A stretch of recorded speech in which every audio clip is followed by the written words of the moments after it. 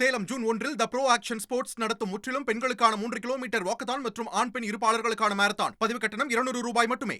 தமிழகத்தின் பல்வேறு பகுதிகளில் மழை பெய்து வரும் சூழலில் தென்மேற்கு பருவமழை முன்னெச்சரிக்கை நடவடிக்கைகள் குறித்து நடைபெற்ற ஆய்வுக் கூட்டத்தில் முதலமைச்சர் மு.க.ஸ்டாலின் என்னென்ன அறிவுறுத்தல்களை வழங்கியுள்ளார் என்பது குறித்த தகவல்களுடன் எமது செய்தியாளர் பாஸ்கரன் நம்முடன் இணைகிறார்.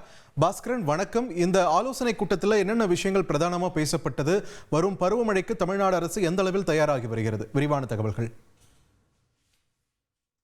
தென்மேற்கு பருவமழையை எதிர்கொள்ள அனைத்து துறைகளும் தயார் நிலையில் இருக்க வேண்டும் என்றும் அனைத்து துறைகளும் ஒருங்கிணைந்து செயல்பட வேண்டும் என்று தமிழக முதலமைச்சர் உத்தரவு பிறப்பித்திருக்கிறார். தென்மேற்கு பருவமழை ஆயத்த பணிகள் குறித்தான ஆலோசனை கூட்டம் இன்று நடைபெற்றது.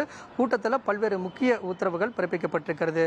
அந்த வகையில் மேற்கு தொடர்ச்சி மலை மாவட்டங்களில் அதிக மழை மற்றும் திடீர் வெள்ளப்பெருக்கு ஏற்படக்கூடிய வாய்ப்பு உள்ளதாகவும், நீலகிரி மாவட்டத்தில் நிலச்சரிவு ஏற்படக்கூடிய பாதிப்புகள் இருப்பதாகவும், கடலோர மாவட்டங்களில் திடீர் கனமழை வெள்ளப்பெருக்கு ஏற்படக்கூடிய வாய்ப்பும் புயல் பாதிப்பும் இருக்கக்கூடிய வாய்ப்புகள் இருப்பதை உறுதி செய்வதற்கான வாய்ப்புகளை வானிலை ஆய்வு மையம் உறுதி செய்திருக்கிறது. இதை கருத்தில் கொண்டு அனைத்து மாவட்டங்களும் தயார் நிலையில் இருக்க வேண்டும்.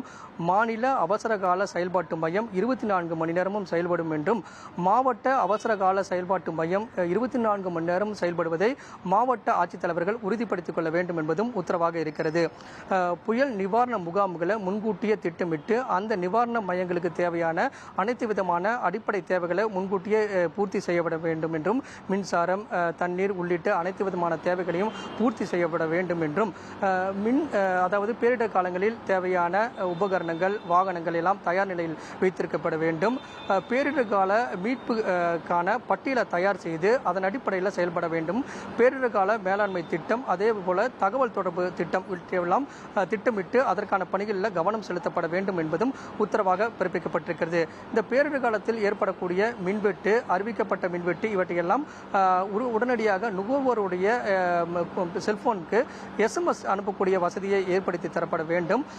அதே நேரத்தில் பேரிடர் காலங்களில் மக்களுக்கு பாதிப்பு ஏற்படாத வண்ணம் சென்னையில் மழைநீர் வடிகால பணிகளை உடனடியாக துரிதமாக மேற்கொள்ளப்பட வேண்டும் அப்படிங்கிறதும் உத்தரவாக பிறப்பிக்கப்பட்டிருக்கிறது. மேட்டூர் அணையினுடைய நீர்மட்டம் 108 அடியாக இருக்கிறது. ஜூன் 12ஆம் தேதி குறுவை சாகுபடிக்காக நீர் திறந்துவிடப்படும் பட்சத்தில் அது கடைமடை செல்கிறதா என்பதை உறுதி செய்யும் நடவடிக்கையில் அனைத்து துறைகளும் ஈடுபட வேண்டும். மக்களுக்கு பாதிப்பு ஏற்படாத வண்ணம், அதே நேரத்தில் தென்மேற்கு பருவமழையை எதிர்கொள்வதற்காக அனைத்து துறைகளும் ஒருங்கிணைந்து செயல்பட்டு உயிரிழப்புகள், பொருட்சேதங்கள் எதுவும் ஏற்படாத வகையில் முன்கூட்டியே திட்டமிட்டு பேரிடரை எதிர்கொள்வதற்குண்டான அனைத்து துறைகளும் ஒருங்கிணைந்து செயல்பட வேண்டும் அப்படிங்கிறதும் தமிழக முதலமைச்சருடைய உத்தரவாக இருக்கிறது. இதற்கான பணிகளில் போர்க்கால அடிப்படையில் செயல்பட வேண்டும் அப்படிங்கிறது தான் இன்று நடைபெற்ற கூட்டத்தில் எடுக்கப்பட்ட முக்கிய முடிவாக இருக்கிறது. வேளாண் மாவட்டங்கள், அதாவது டெல்டா மாவட்டங்களில் உணவு மற்றும் தானியங்களை எல்லாம் கிடங்கு கொண்டு சேர்க்கும் நடவடிக்கைகளை முன்கூட்டியே ஏற்படுத்த வேண்டும் அப்படிங்கிறதும் இன்று நடைபெற்ற கூட்டத்தில் எடுக்கப்படக்கூடிய முக்கிய முடிவாக உள்ளது. உங்களோட விரிவான தகவல்களுக்கு நன்றி பாஸ்கர். சேலம் ஜூன் 1 த ப்ரோ ஆக்ஷன் ஸ்போர்ட்ஸ் நடத்தும் முற்றிலும் பெண்களுக்கான 3 கிலோமீட்டர் வாக்கத்தான் மற்றும் ஆண் பெண் இருப்பாளர்களுக்கான மாரத்தான். பதிவு கட்டணம் ரூபாய் 200 மட்டுமே.